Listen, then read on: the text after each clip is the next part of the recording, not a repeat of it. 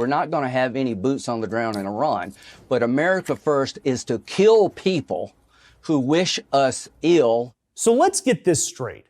Saturday morning, Anna Paulina Luna, a Republican congressman from Florida, posts on X, quote, "No boots on the ground in Iran."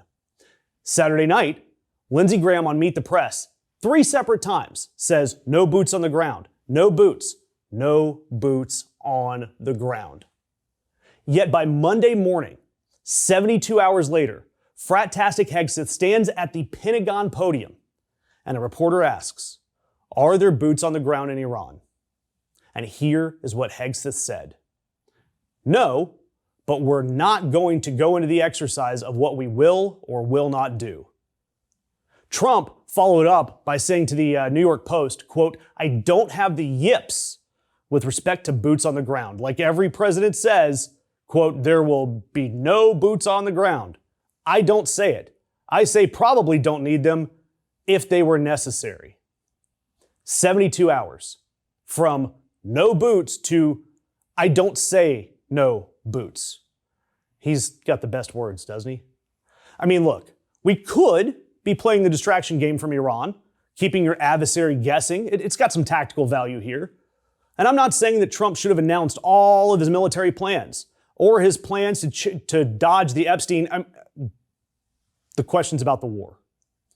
But something tells me that this squad here, they're not the most tactically sound. And look, we know that the talking points were no boots on the ground. We knew this. Luna, Graham announcing it publicly. But that was only so that the American voters wouldn't revolt. Well, any more than they already are. These voters who were told that we'd have no more wars. Yet 72 hours after these public statements, Trump did what he always does. He says, screw the voters, screw the American public.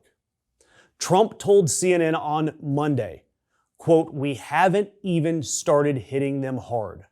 The big wave hasn't even happened." The big wave.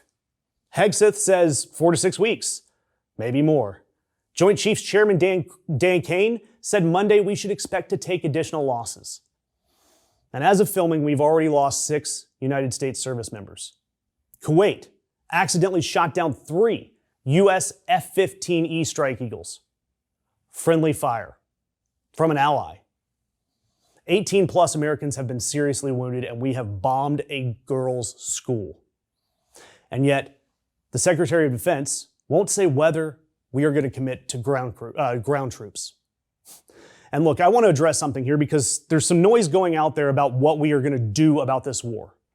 The Democrats, they've been saying the word impeachment a lot, but that's not what I want you to keep your eye on. Tim Kaine, he's got a war powers resolution vote. Massey and Khanna, they've got a bipartisan bill asking for the same thing.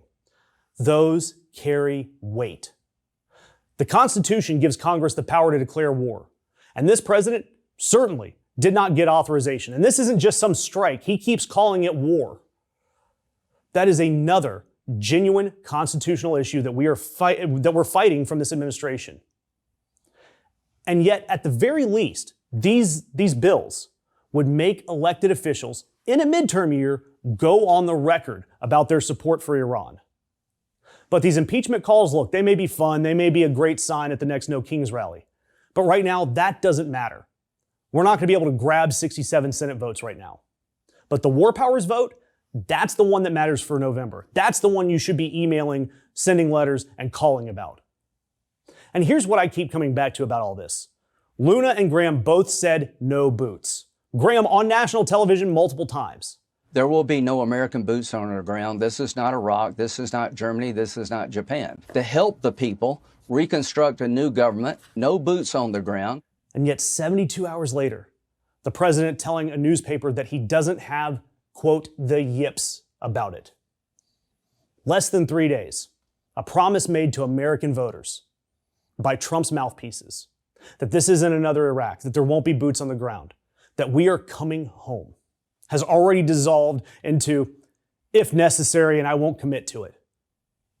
We have pure chaos in Iran. It's because we had no plan, no competent leadership outside of Fox News hosts, no strategy, no congressional authorization. And now American troops have been killed. 3 jets are down. Lindsey Graham's out there threatening Cuba. And our defense secretary cannot tell you what's going to come next in this war.